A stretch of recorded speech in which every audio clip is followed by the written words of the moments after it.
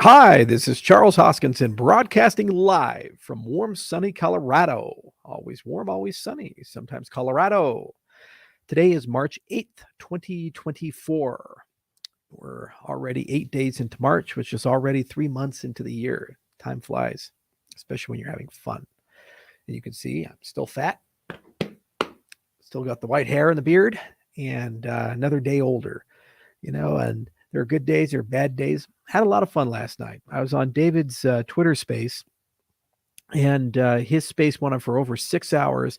I think I was there for 2 or 3 hours. I was just about to go to bed, and I saw it pop up, and I said, I haven't talked to David in a long time.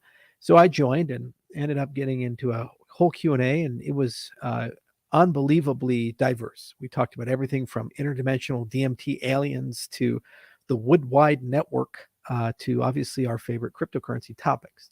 As the space was a meme coin space, they asked me what I think about memes and meme coins, memology, talked about Richard Dawkins, mind viruses, how ideas grow and propagate. And apparently, one of my comments has been taken by a certain group of people, and they've decided to amplify it. You know, there's decisions you have to make in life when you're adulting, and you have to make a decision to either play a victim and sit down and say the whole world's against me and everybody's evil and only I'm right and I'm virtuous. And anything I hear that I don't instantly agree with, I'm going to have to now turn and attack and hate a person and just go and create a lot of drama. And you know these people, you work with them. You might have a family member, that aunt or uncle you just can't stand to be around. It's always someone else's fault. There's always drama following them.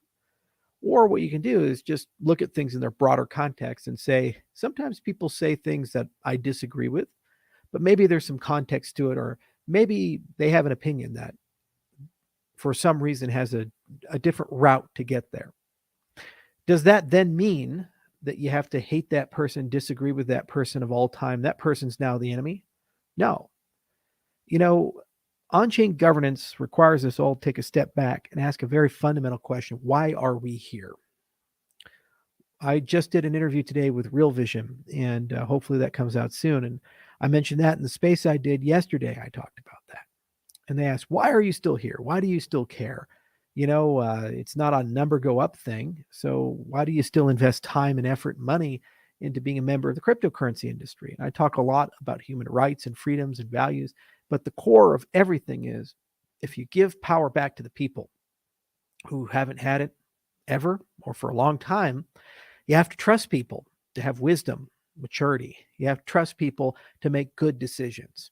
There's a lot of cynical people out there who think that everybody else in the world is stupid, but them. They're smart, everybody's dumb. And that we can't trust people with power, because with it, they'll abuse it, misuse it. And I'm not cynical. I don't believe that. I do believe that there's going to be mistakes and missteps that people make. And I also believe that not all the time are we always going to get along, and there's going to be issues from time to time. But net, if we have similar values and we want to get to the same place in life, that people should be in charge of their own lives, their data, their money, their economic identity. They should have the final say on where the world goes, how the world gets there, as opposed to a small group of people they've never met, never interacted with, and didn't elect and have nothing to do with, other than the fact that they have to accept the mandates and edicts that are pushed down upon us. So I make this video to talk a little bit about the meta principle of community and community building. We're getting to an uncomfortable but necessary state in the evolution of Cardano. The honeymoon is over, and everybody's in the gangly teenage years where there's rebellion and people are going in many different directions. And they say and do things that sometimes are confusing, bewildering, or just downright stupid, if objectively speaking. And no matter the particular project, these things do come up. What you have to do is always return to first principles. You have to get back to the concept of, why are we here? What are we trying to accomplish? What values mean something to us? For me, as I said again and again and again, my only pursuit has always been to maximize your individual freedom and say in things. And that has to reflect itself into the nature of protocol.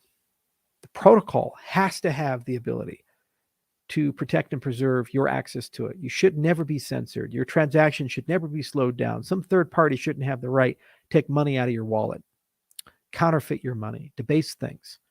The interview I just did today, they talked about, isn't it great that Bitcoin's almost at the all-time high again? I said, son, Bitcoin's not even close to the all-time high, because when it hit the all-time high in 2021 at whatever it was, 69,000, those were 2021 dollars. Look at inflation over the last 3 years. Probably has to hit, depending on how you count it, at least $75,000 to $100,000 to match where it was at just a few years ago. That's how much destruction of value has occurred for the money that's in your pocket. I think that's immoral and wrong. Think about my dad. He spent his whole life as a physician, worked hard, saved, lived modestly so that he could have a great retirement. Since he retired because of inflation, his savings are worth half as much to a third as much in buying power. Spend decades of your life living modestly, doing the right thing, not beyond your means, and saving for retirement, only to find out just a few years after you retire that you lost half your savings because of inflation. The number isn't changed. In fact, it might even be a little higher, but the buying power has. When you go to the gas pump and it's $5 gasoline, when you go to the supermarket and it's harder and harder to fill that grocery basket, when you look at the cost of natural gas or any of the things required for life. And that's the reality that many of us are facing right now across America and across the world. There is no point in perseverating and focusing on number go up if the end result is we live in a totalitarian society and those numbers are absolutely meaningless. Everyone in Venezuela got to enjoy being a billionaire, and everyone in Zimbabwe did too. The fine text, though, the fine print was that $1 billion buys you a cup of coffee. That's about it. So we have to grow up a bit, and we have to be self-reflective and take a step back. And as on-chain governance turns on, ask ourselves at a very core level, why are we here? What do we value? And what's the point of all of it? You will never in life be treated completely with respect. You will never in life meet people who 100% agree with you. Even if you're an identical twin, you're probably going to have a fight with your twin, and they're literally genetically identical to you. I don't get treated with respect on a regular and unending basis. No matter what interview or context it is, there's at least one or two people who click the dislike, who criticize me for anything, any endeavor. Just recently, we went to Papua New Guinea last year, did some great science, put on a sea expedition, had the courage to go and sail for 2 weeks in nearby Manus Island and go and recover fragments, spherules from the ocean floor, 6,000 feet underwater. It was a brutal, brutal endeavor. We would work, go to bed, work, go to bed, work, go to bed every 8 hours in the cycle. So we had a polyphasic sleep schedule, seasickness all the time. Everybody was on each other's nerves because it was a small boat. But we recovered spherules that have very unique and interesting scientific properties. Just yesterday, a paper came out saying that not only did we not recover anything interesting, there couldn't have been a meteor there because apparently a car, an automobile, may have interfered with a sensor, even though we had satellite telemetry. I guess a car is responsible for that. And somebody from Johns Hopkins published that, who had never seen the samples, never analyzed them. This is criticism. It's blatantly unfair. Before that, the very same people said it was coal ash, again, before they saw the samples that we spent the time to actually recover that have unusual properties. Now, of course, we'll argue it out in the peer review process, but think of how little respect and civility exists in that exchange and process. These are your colleagues in a small industry. And yet, for some reason, they can't pick up the phone and talk to each other. They have to have petty feuds through papers in the peer review process that ultimately are used one way or the other and sensationalized by the media. That's life. And that is the reality of 95% of our interactions and jobs. And you have one choice in life. You can either take it personally or not. For whatever reason, they write papers like that. And for whatever reason, people say things that sometimes are a bit critical. Great example being Telos. cryptocurrency that we help work on. We wrote some of their technology with one of our papers that came out with Alfredo and Roman Olenikov and others. And one of the people affiliated with that, John Lilick, was an incredibly harsh critic of Cardano in the early days.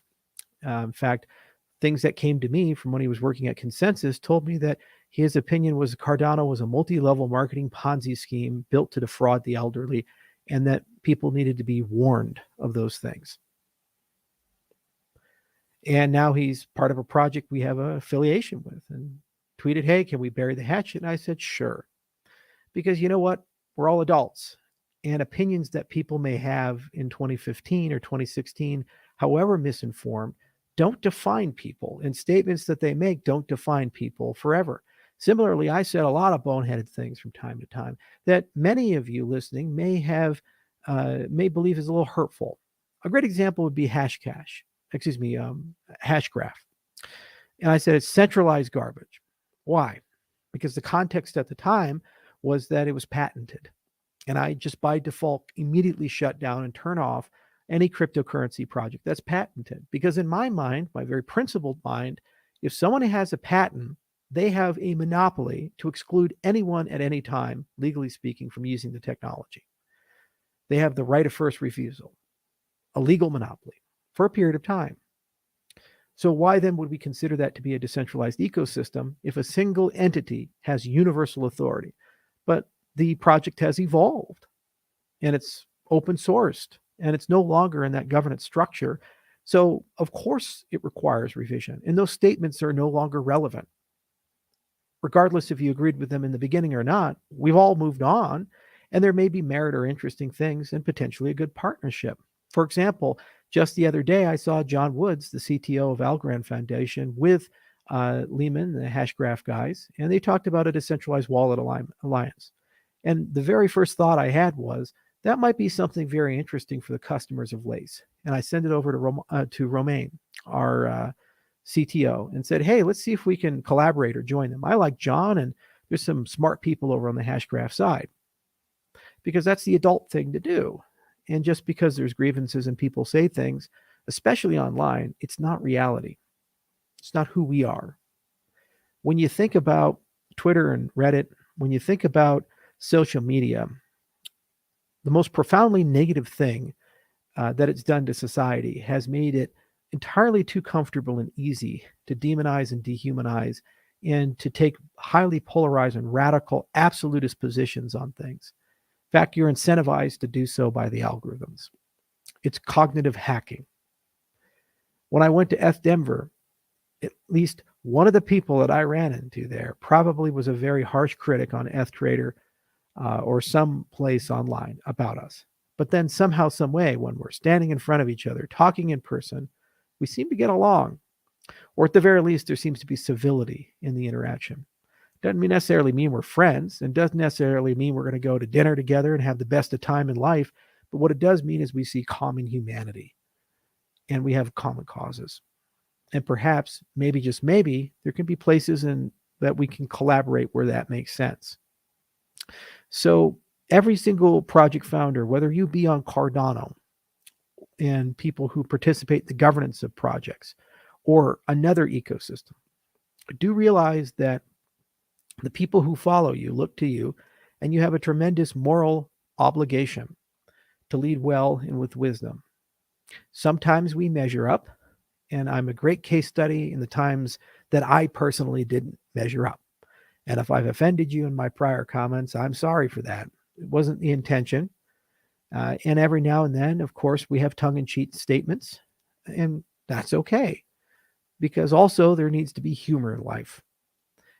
We've gotten a bit too brittle and serious, and we've lost our sense of humor. We've lost our ability to make fun of each other and ourselves in good spirits. And we've descended to a society that lives in two states: absolute love and adulation, or complete destruction and hatred.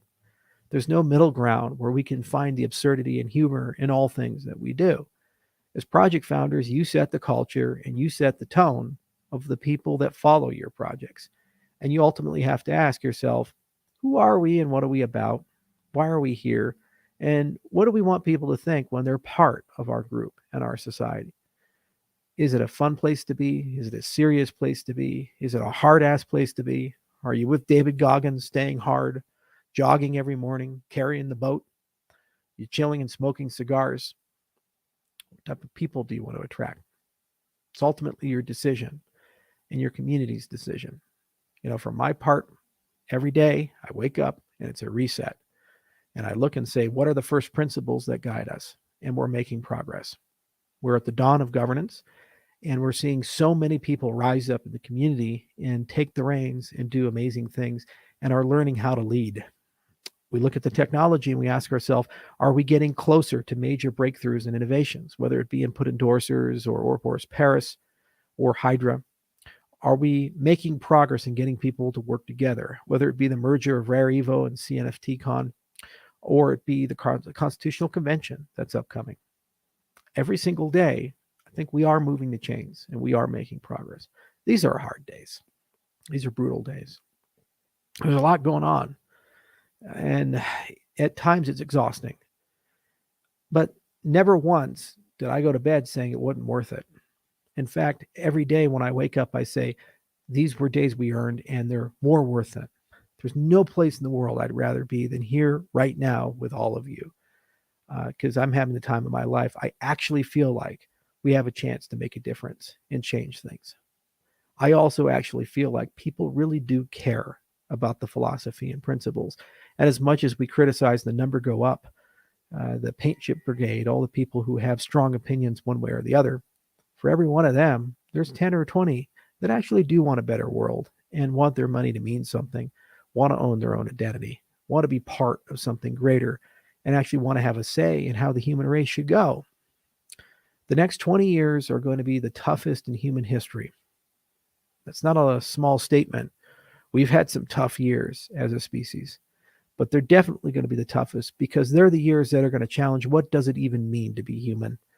And every single assumption we've made about who we are, our relationship to each other, our government, and our own genetics are going to come into question as we start modifying things, whether they be gene therapies and artificial wombs, designer kids, the merger of man and machine.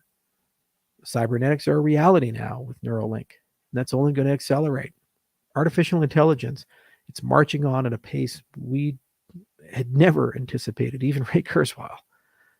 And that's just one of several things that are coming down the horizon. It's pretty remarkable. And it can build a heaven or it can build a hell. The difference between the two isn't much. It's you and the individual decisions each and every person makes when they wake up, how they treat each other, how they react, and the agency that they take over their own lives. That's really the decision you have to make. I've made mine. No one's going to change my mind. No amount of criticism is going to dissuade me. I'm going to wake up every day and be the same person, and I'm going to keep walking down the same road. And now it's your turn to make yours. And the aggregate sum total of all those decisions will determine the world we live in the 2030s and 2040s. I will never be a cynic. I believe deep down in my soul, we're all going to make the right decisions, and the world is going to be a better place tomorrow. So thanks for listening. Cheers.